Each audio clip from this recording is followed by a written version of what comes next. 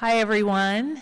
I'm going to encourage you, we don't usually sit up on a tall stage like this. This is a very formal auditorium. I'll encourage you to come as close as you want to come. I'm Mayor Carrie Thomson, and I have with me tonight the director of our Housing and Neighborhood Development Department, Anna Killian Hansen. And the way we usually do these things is we give you some high-level updates about what's happening in the city. Anna's here to specifically highlight some housing things. I'll give you some more general updates as well. And then we will take questions, and I think in this format we're probably going to take note card questions because Katz is up there and we need to broadcast the question. So we'll take note card questions and repeat them back. Lucas, can you wave your hand for us? So Lucas is around, he's on our comms team, and then Desiree and Paige will come in as well, and they'll help facilitate the note cards. Were you offered note cards when you came in? Okay, great. If you want to pre-fill them out, it doesn't have to be anything related to what I'm saying or what Anna's saying. This really is your opportunity to ask whatever you want and really to steer the conversation. I do these town halls every other month, and we travel to the different city council districts. You don't have to be from this district to come to this town hall. You're encouraged to come to any that you want. In the months that I'm not doing town halls, I do traveling office hours. And so that's a better opportunity to sit down one-on-one with me, talk about some things that you want direct answers to, or you may not feel comfortable asking in public. So this month, obviously, traveling town hall, traveling office hours in November. I can't even believe it's October already. We also do door knocking. I go out once a month with at least one of my team members, sometimes two or three, and we go to different neighborhoods. If you want us in your neighborhood, just ask, because we pick different neighborhoods every single time. We don't tend to repeat neighborhoods, at least not until we cycle through them all. But rain or shine, we're out knocking doors once a month, and that actually is where I sometimes get the very best information from people. We also are, come on in, Eric, we're glad to have you. You who need no intro to the town halls. We are working on a new city website. For all of you who have had frustrations with the city website, join the club. I find it incredibly hard to navigate, and so I'm delighted. Desiree is leading that charge. She's our communications director, and in 2026 we will have a new and improved website that I anticipate will be 100 times more user-friendly. So look forward to that. I want to start this evening by just talking about some public safety events that have happened in the past couple of weeks. You may have read that we had a shooting in close to the Hopewell neighborhood.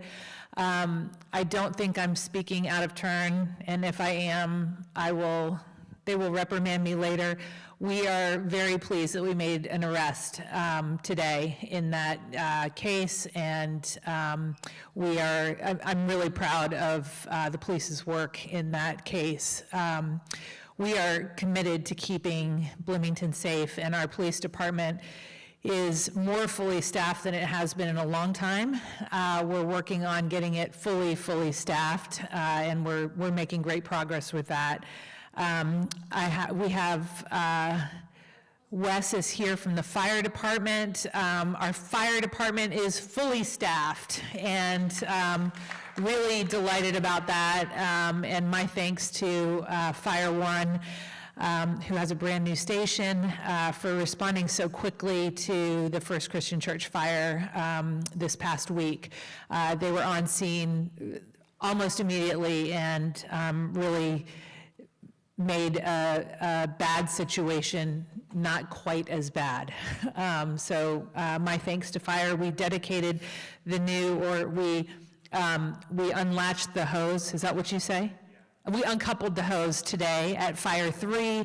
The renovations are done there, and so all of that is part of the public safety grant, public safety bond that we've had for several years. And if you were watching those council proceedings, during the approval of that, of course, the fire projects were to be prioritized because those were the top safety issue at that point. So we have prioritized those. We have one more fire project to go, and then that bond is pretty well spent. So let's see. I want to talk a little bit, before Anna talks about housing. I want to talk about the challenge that is on many people's minds, which is homelessness. And of course, homelessness has everything to do with housing, and it also has many, many other facets to it. What we are seeing now is that homelessness affects everyone in the city, whether you are experiencing homelessness yourself, if you have a loved one who may be unhoused in this moment, or you are seeing the impacts of people who are living unhoused on our city. We were not unlike other cities in having a rise in homelessness. Heading Home is the umbrella organization that is set up to set best practices and get the teams working together to address the system and service gaps that exist with homelessness. We are, in my administration, really committed to working on the root causes of homelessness. That is a lack of affordable housing. So we're working hard on that. We also are looking to county, state, and federal partners to help on the untreated mental illness. There is a real deficit in mental health treatment in our community and across the nation. And if you have read the president's executive order related to homelessness, you'll note that he orders he orders mental health treatment. Unfortunately, that order cannot be fulfilled at this point because there's no funding and service providers available to fulfill that part of the mission. Otherwise, I agree, we need to increase mental health provision. While this is not unique to Bloomington, I am firm in my belief that if there is any city in this country that can solve homelessness, it is Bloomington, Indiana. Our numbers are relatively low compared to many other cities. We only have just over 300 people who are experiencing homelessness.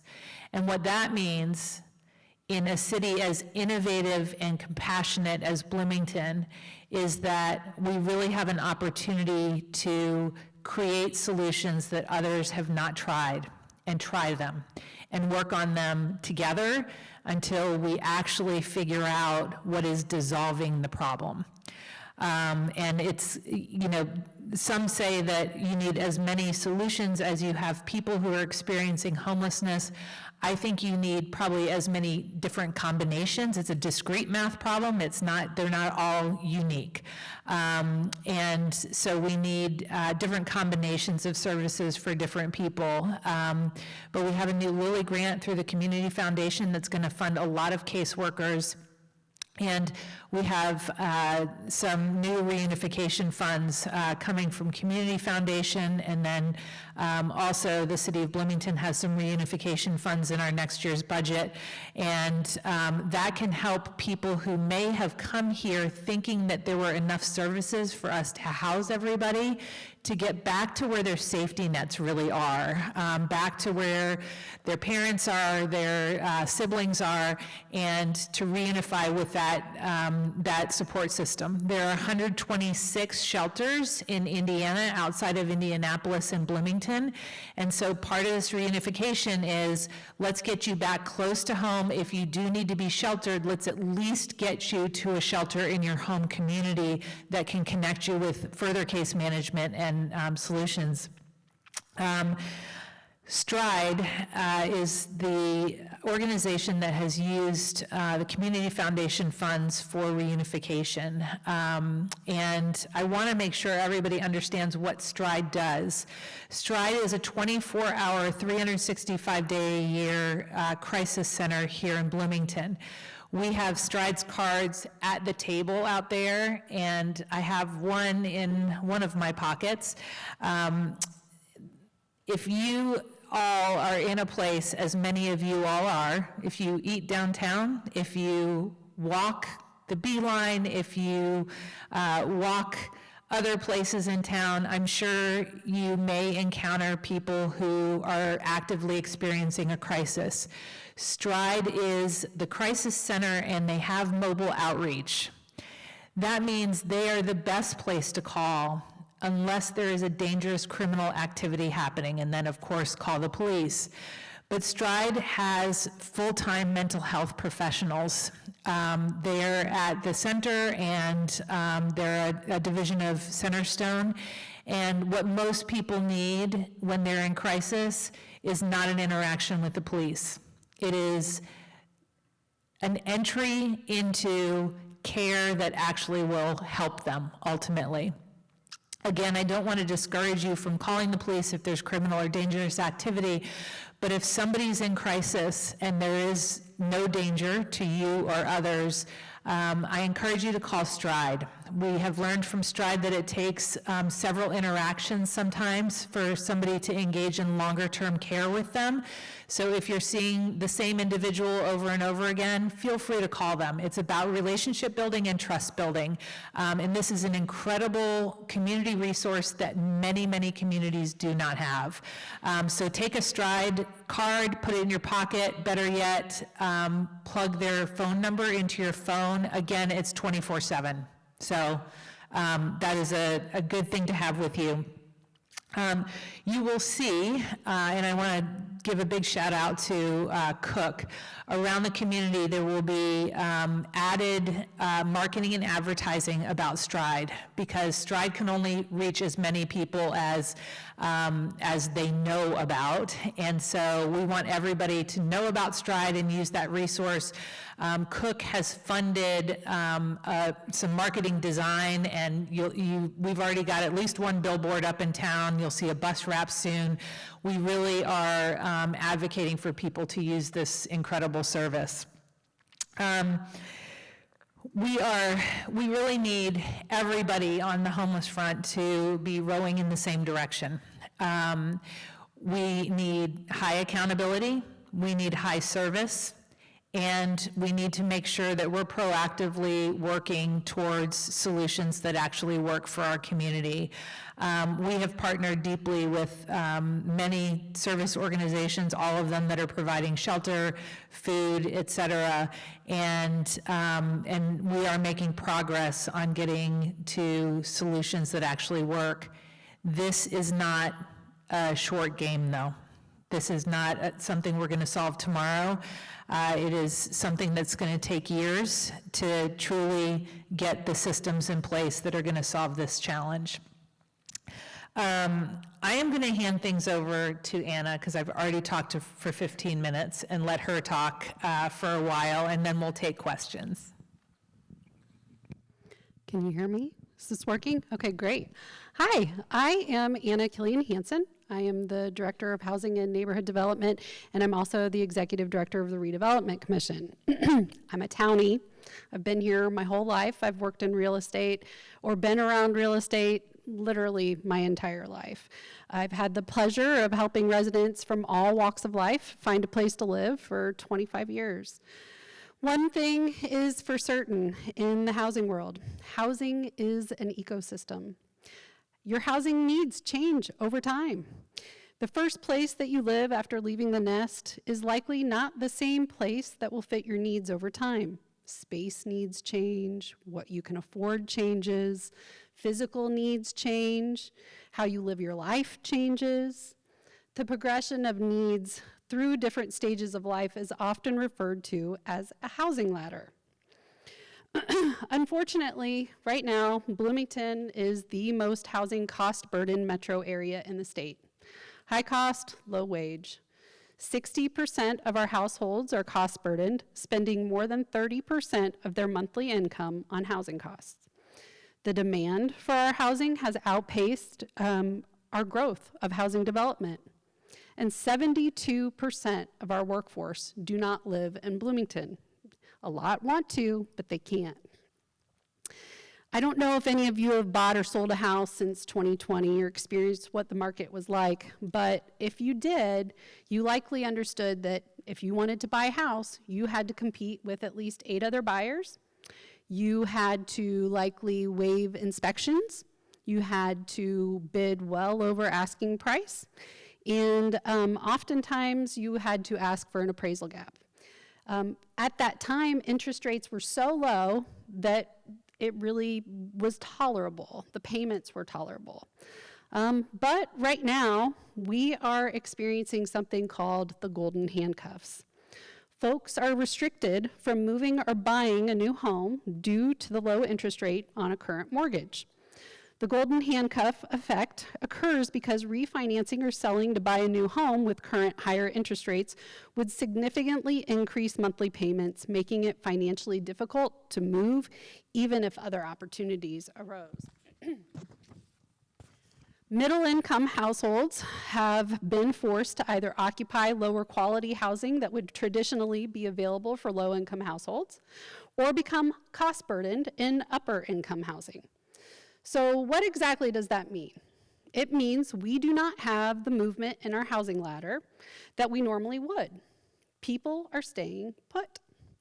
Most homeowners tend to stay in their homes for around 8 years and then move up or down in the ladder. That's not happening at the pace it normally would right now. If people are listing their homes, for the most part, we're seeing some reality checks. People can't afford to pay the prices they did when rates were low. Housing is an ecosystem. I talk to a lot of people, and the perception of many is that we should just go build affordable housing. But it really is just not that simple. Developers face scarcity of available land, high land costs, zoning restrictions, high interest rates, and increased construction costs, tariffs, all of which add costs to the overall project. You cannot just go build affordable housing, not without significant subsidies. Projects just cannot pencil out. A lot of effort went into developing our current Unified Development Ordinance, which is our land use restrictions. And I believe that it was developed with the best of intentions.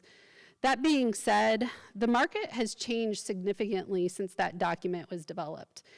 Our local community has developer fatigue. Currently, developers have to sink a lot of money into fully baked plans on the front end for projects that may or may not get approval. Only outfits with very deep pockets can afford to pay to play, many of whom are from out of town. Those costs add up on the project total and the overall price, and that's what we're feeling. Our permitting process may take more than 6 months, and if it does take more than 6 months, developers lose their financing. More time means more carrying costs. More carrying costs means inflated end price. Projects have to pencil out. So we have a lot of challenges right now, but this administration is working very hard to address these challenges. We've been focusing a lot on housing policy and the UDO.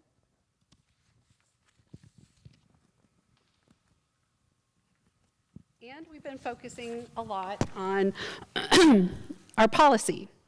Housing policy must be comprehensive and cohesive. We need to make it easier to build more types of housing in more places for more people without compromising unique neighborhood character.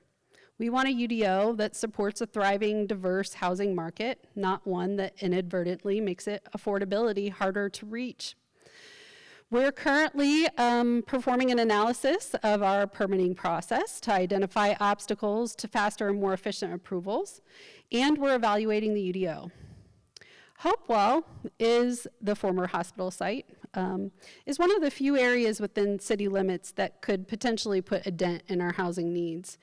We currently have a project going with the Housing Authority, who's working on an adaptive reuse of the former, the original hospital site, the core building. It's a limestone facing Rogers, limestone building facing Rogers. If you've driven by lately, you'd see the construction ongoing. But Hopewell is also an interesting case study where the city is now a passenger to what developers go through as they try to navigate our own red tape. Our community has been incredibly vocal. Residents have asked for real options for first-time home buyers, working families, long-term neighbors, not just more of the same. In June, the Redevelopment Commission took a new approach that uses pre-approved home designs on platted lots to save time and money, welcome local builders to the table, and supports a healthy mix of attainable and market rate homes.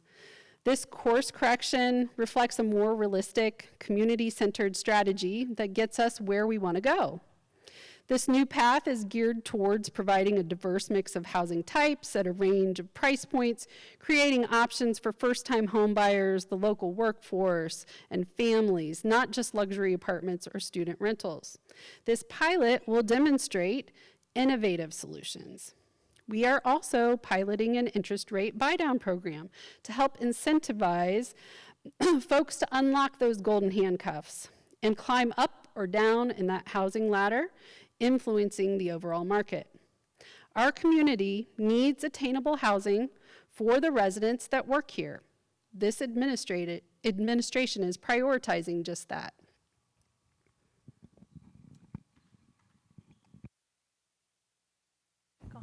All right, so if you will, Paige is over here, Lucas is here, they have empty note cards. They will just raise your hand and they'll grab them from you, give you new note cards. While they're doing that, I'm going to talk for a minute about economic development. Thanks, Lucas.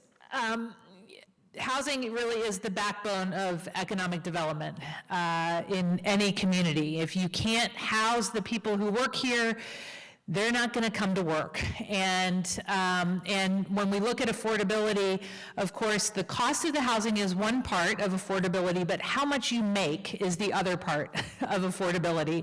And so my administration on the other side of this is also looking at how do we grow wages in Monroe County. So we are working on with several partners on that wage growth, and the 21st century economic development really surrounds innovation and entrepreneurship. And so what's happening in the Trades District and at the mill is critically important to the future of our wages here in Bloomington and Monroe County.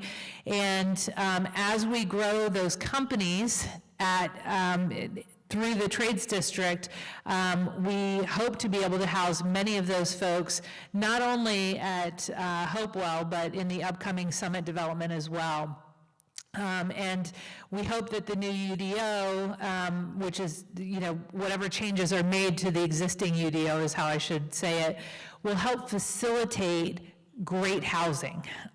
So that's housing that really works for Bloomington and keeps Bloomington's character and the cohesion of neighborhoods alive.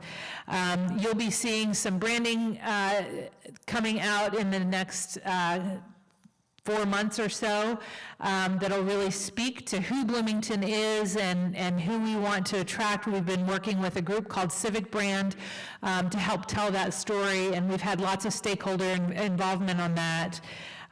We're also just incredibly excited about the new convention center. That is rolling along quite nicely, and we hope to get the hotel rolling along just as nicely. And now we have so many questions, I'm going to be quiet. Okay. let's see.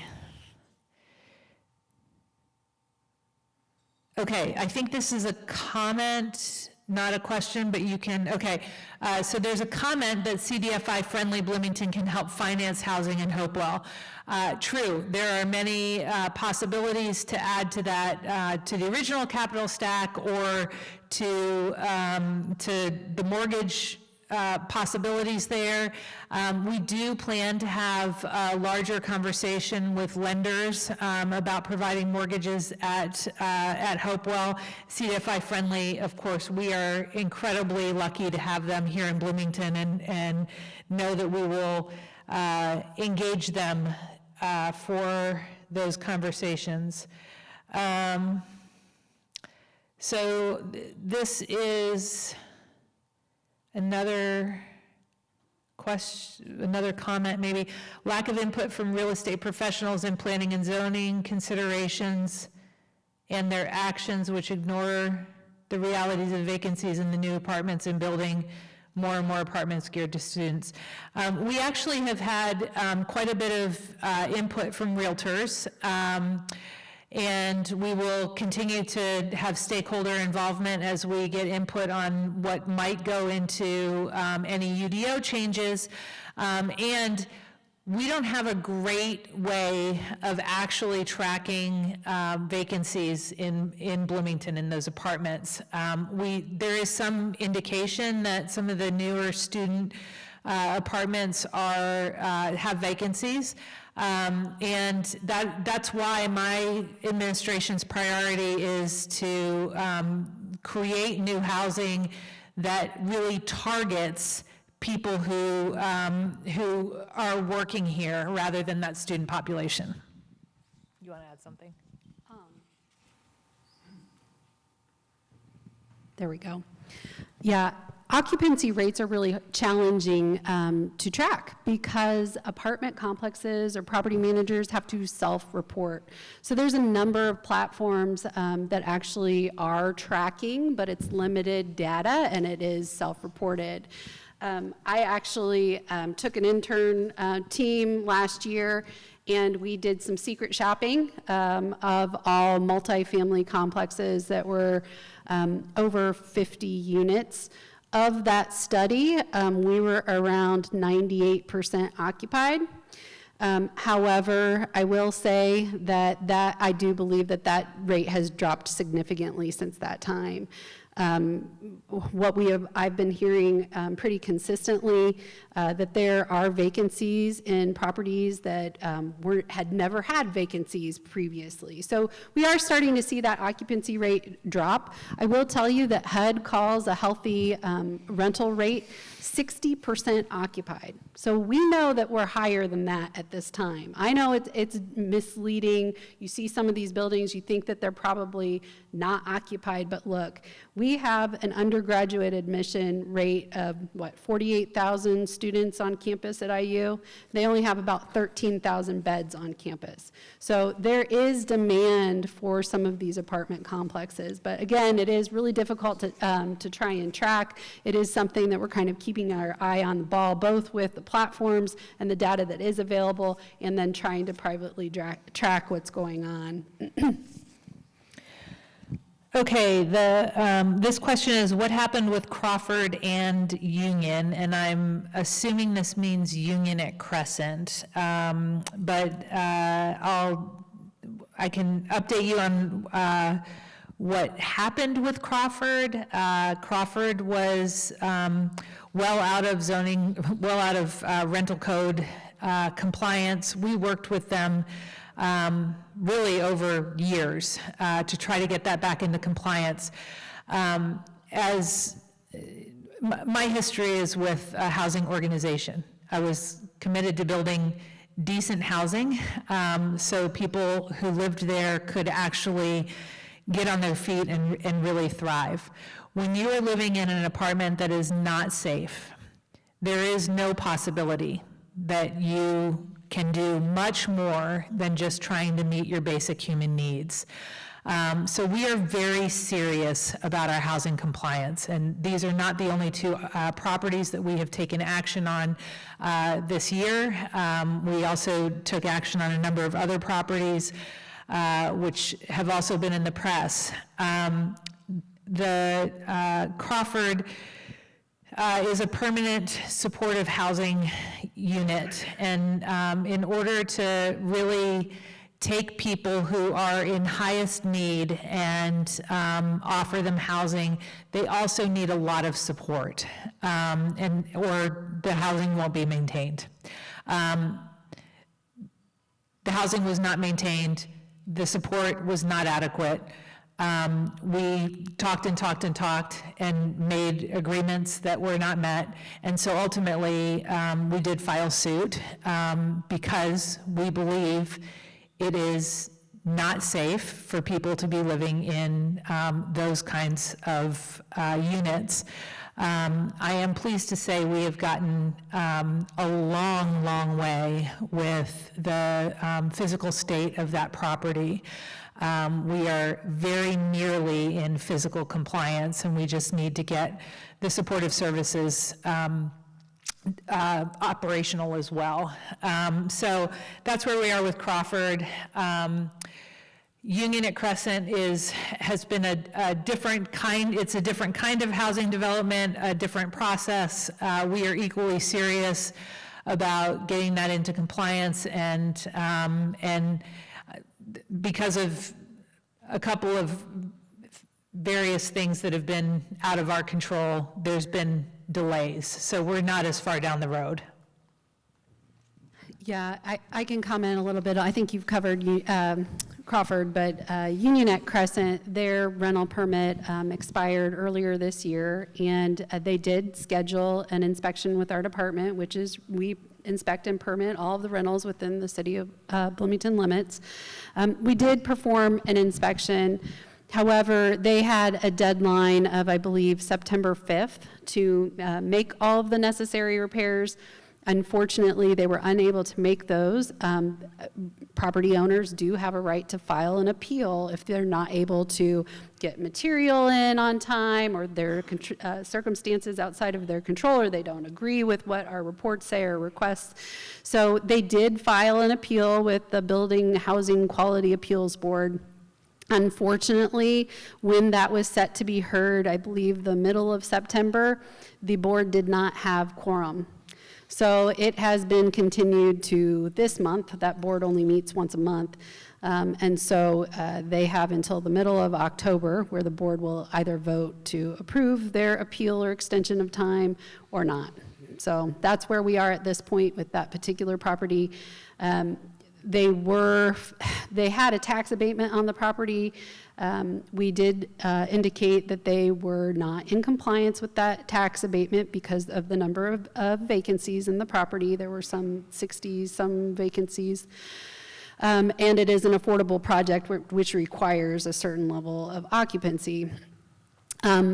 The city council did find that the property owner was not in compliance, but due to circumstances outside of their control, so they were able to keep that tax abatement at this time. Okay. I applaud the city effort toward pre-approved housing plans. I also applaud this effort. I really think it's going to make an incredible difference, not only at Hopewell, but these plans will be approved for expedited permit approval throughout the city once we get through them. So it's a big deal, and we have a first draft of some of those plans, not final at all, but they're gorgeous, and they range in size and also, therefore, in cost, from truly affordable to build without government subsidy. And if you have not experienced the process of government subsidy, not only is it slow, but it also can sometimes make things more expensive. And what we want is housing product that people can actually afford to build conventionally.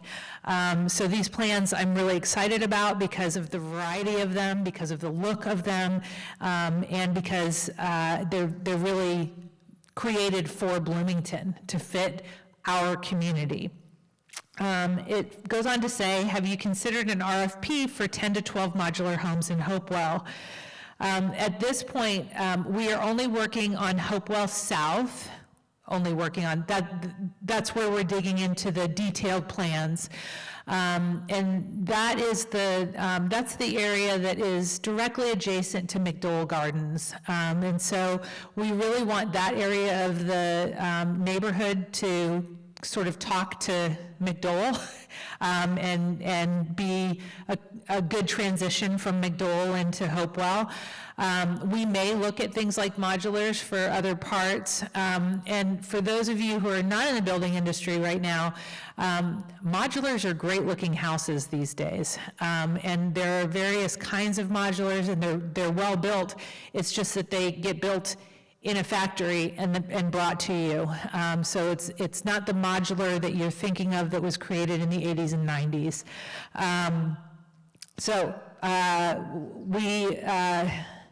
I will tell you, when I started as mayor, I did not know how to make Hopewell work financially for the people to live there or for the city to finish it.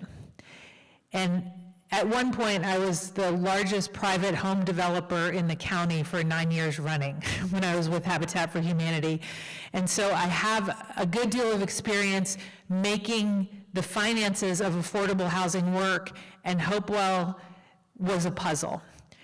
We have gotten to a place that is not only hopeful, but it's really exciting.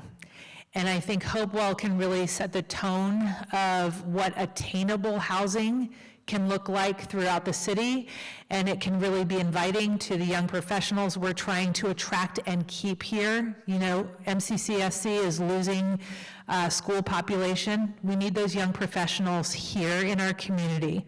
We love retirees, and we need to keep great schools if we're going to keep our economy going. So we're looking at all kinds of things for next phases of Hopewell with the standard of it has to be excellent.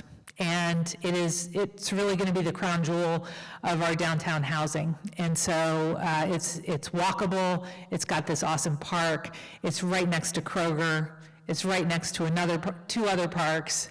It's really going to change the tone, and it's going to create really linkage to the rest of that economic development that's sort of coming down College and Walnut with the convention center going in. This goes on to say, I disagree with Heading Home's decision to serve those from outside our region. I'll make a note about that.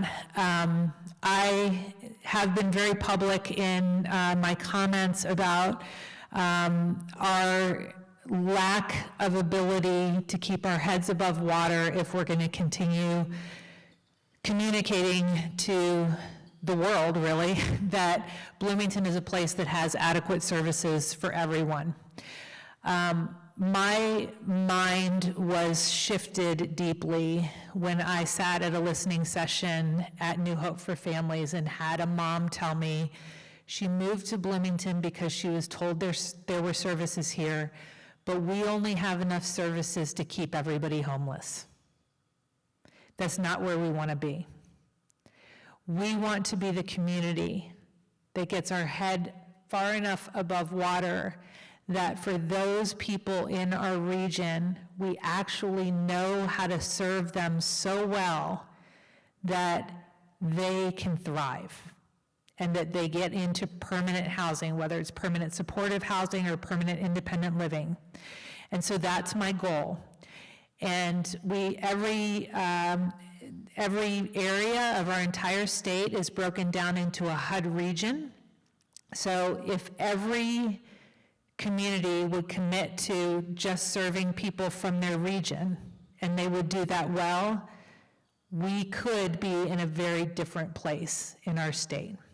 So I have convened the mayors of Indiana in a roundtable on homelessness. We're working together proactively on plans for what best practices we can share, how we can agree to work together, and importantly, making sure that people in our region know how to get services in the region, right?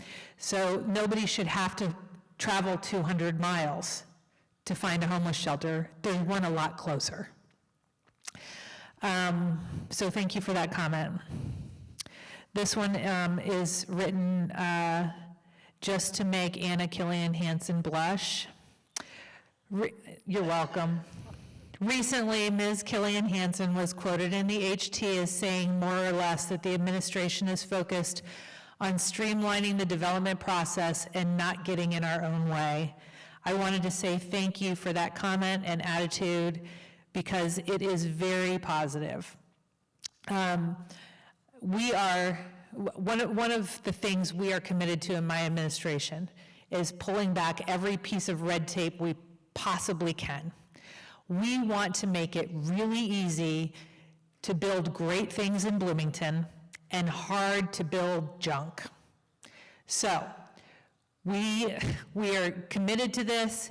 It is more difficult to get the zoning process simplified than any of us could probably imagine, even if you've been entrenched in it. And, but we're committed to that, and we're also committed to finding other ways to pull back red tape, and that's one of the reasons that I really love to just be out in public talking to people in these forums and others, because you all can tell me the areas that it's really hard to figure out how to get the government to help. So that's why we're here. Thank you for your comment, your positive comment. Anna, for those of you who don't know her whole history, she was raised in the housing industry, and she comes from generations of builders, and we are so fortunate to have her expertise leading our housing at the city. So thank you for your service, Anna. Okay, I'm running out of questions, so if you have more, wave your hands and we'll come get them from you.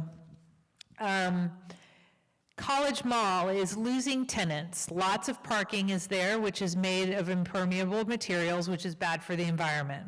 College Mall is privately owned, but what would the city like to see happen to this property if the city could influence College Mall owners and decision makers?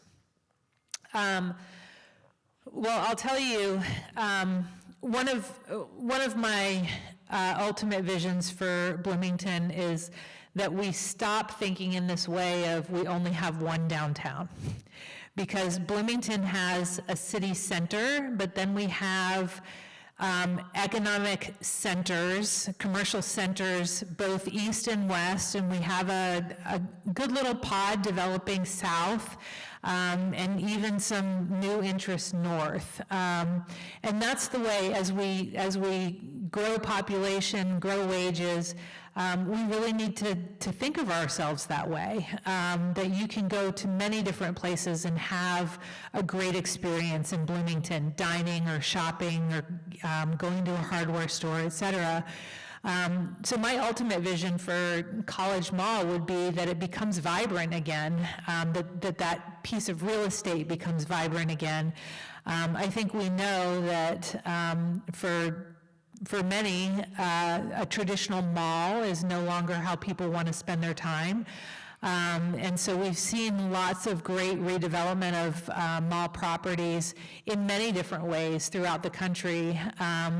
And so, you know, ultimately, if we could activate that area, I think we'd have a lot more vibrancy throughout that east side. And I will say that I think the stores that are facing outward, that little section that faces College Mall Road at the intersection of 3rd and College Mall, that does pretty well. So that should tell us something. But we've seen malls get redeveloped into housing, get redeveloped into mixed use, and really thrive. And so we have a real opportunity there should the owners of College Mall want to do something really fun in Bloomington, which we would love it if they did. More questions? We've got one more.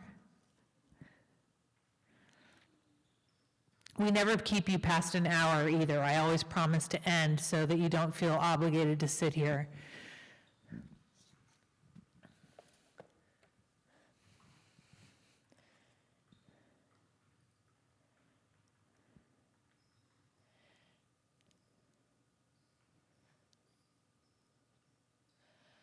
This may need to be answered by Anna.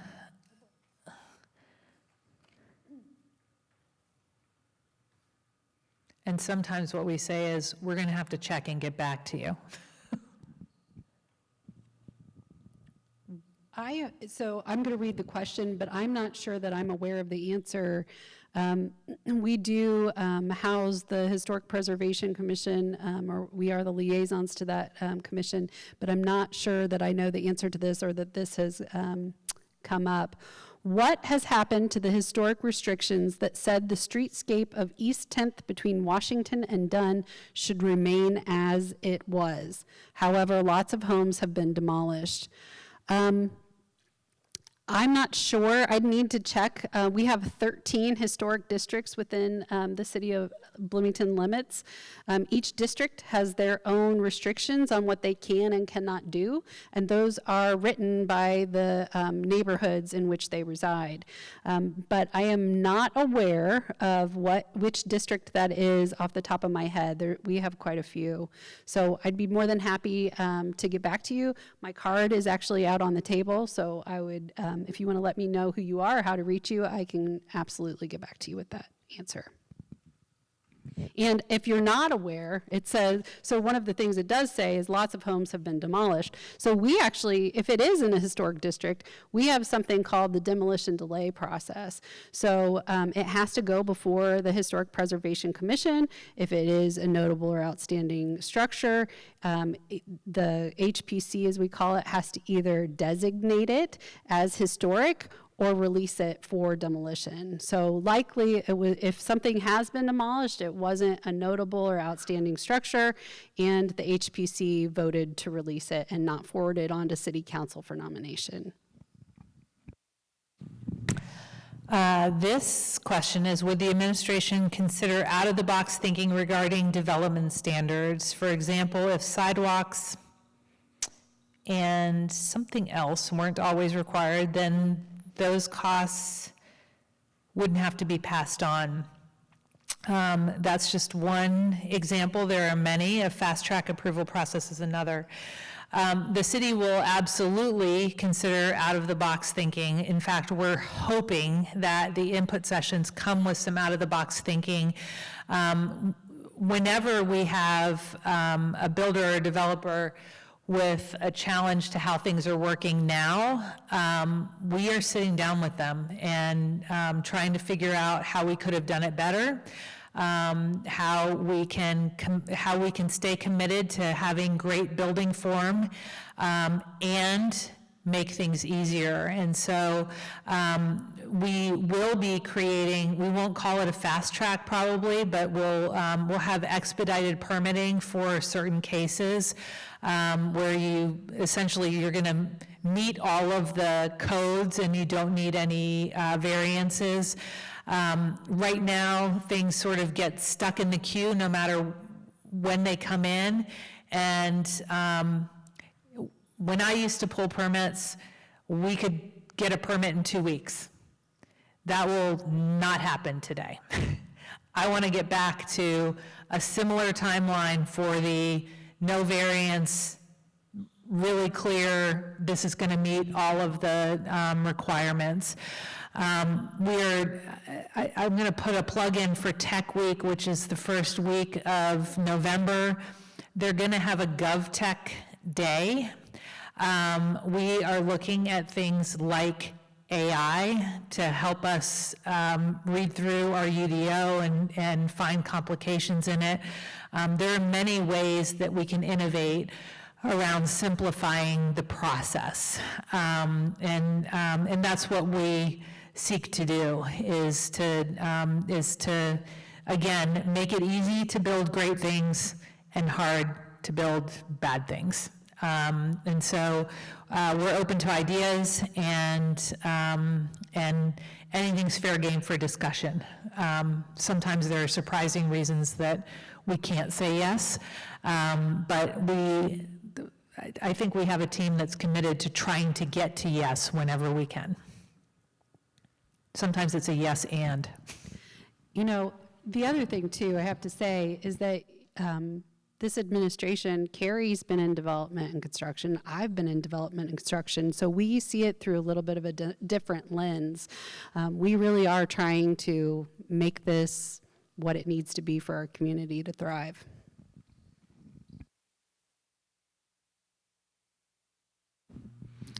If there aren't any other questions, I don't know if you're invited to participate in basketball practice or not, but we thought it would be kind of fun.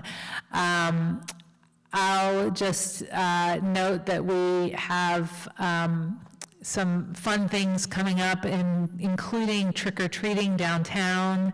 There are many live music events and arts events happening. And of course, this is the final month for Summer Farmers Market. And then of course, we'll have Winter's Farmers Market again this year. So lots to do in Bloomington. I know we have a couple football weekends left, and those have been exciting for Bloomington.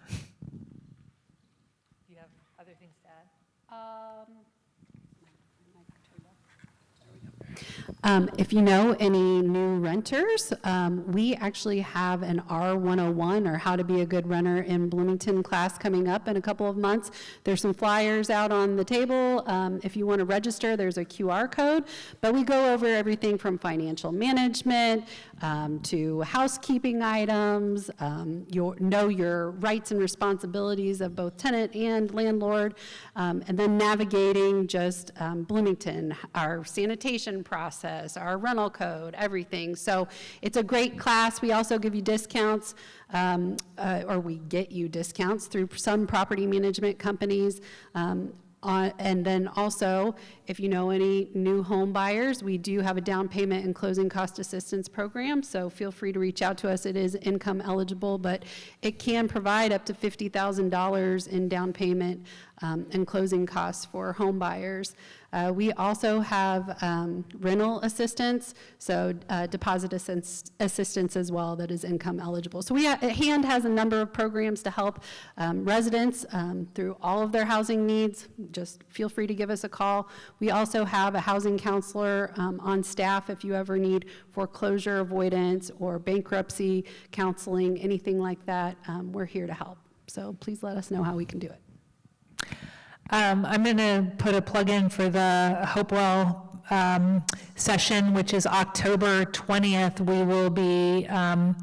We'll be going over a preview of what we're looking at for Hopewell. That's October 20th at 3:30 p.m. You can find more information on the website, and all are welcome, but we're really excited about what's happening at Hopewell. So if you want more information, I just want to say Randy Cassidy is a member of our redevelopment commission. He's here tonight and has been heavily invested in Hopewell for years. As well as other projects. You heard that we didn't have quorum at an important public meeting. If you're a resident of the city of Bloomington and you want to serve one of these boards, we would welcome your application to any of the vacancies. I'm going to give you 6 minutes of your life back. I'll hang out to answer some additional questions that you may not have wanted to ask publicly, and thank you all so much for coming tonight. I see some of our neighborhood leaders here. I see some rental property owners and others that are invested in housing. And so really appreciate you coming to be with us tonight and investing in your community. Thank you so much.